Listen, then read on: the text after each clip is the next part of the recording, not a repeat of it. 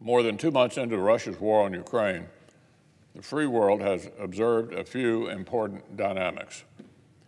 First, we saw the incredible resilience of the Ukrainian people and their resolve to win.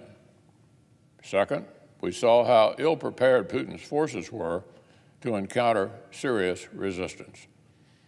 But most recently, we've been reminded of what a wounded bear is able and willing to do. The terrible destruction of Mariupol, the constant barrages of contested towns in the east, and the continuing long-range missile attacks against cities far from the front are a stark reminder of the horrific costs of this conflict that may well continue for some time. Our brave friends in Ukraine are not out of the woods. And as I've said repeatedly, America and our allies must be willing to help them win. If the outcome of this conflict is an emboldened Russia or a fractured Ukraine, there is no question that the risk to the United States, to NATO, and to other American partners will grow. First and foremost, that means serious, ongoing commitments to deliver more of the sorts of lethal capabilities that have sustained their resistance thus far.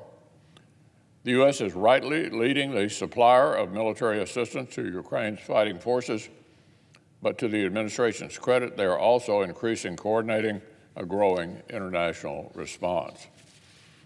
While the preponderance of our support should focus on ensuring Ukraine has the military capability to defend itself in the months ahead, we should also contribute to the multinational economic and humanitarian support Kyiv needs. We must also make new investments in U.S. capabilities, addressing munition shortfalls and defense industrial bottlenecks to ensure that we can more rapidly produce critical weapon systems that would prove essential for Ukraine, vulnerable Eastern Flank allies, or our own military in the months ahead. Obviously, there is broad bipartisan support for a robust aid package, but even a strong bipartisan vote will not mean much if we don't deliver on this promise soon. For this reason, we cannot allow this bill to be a vessel for extraneous matters. This isn't about battling climate change. This is about helping Ukraine defeat a military aggressor on the battleground. Urgent assistance for Ukraine's fight must move at the speed of relevance.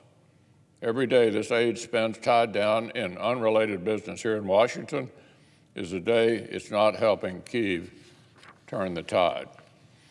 If the Senate is serious about helping Ukraine win, we need to show it by passing supplemental assistance. Clean, no strings attached, and soon.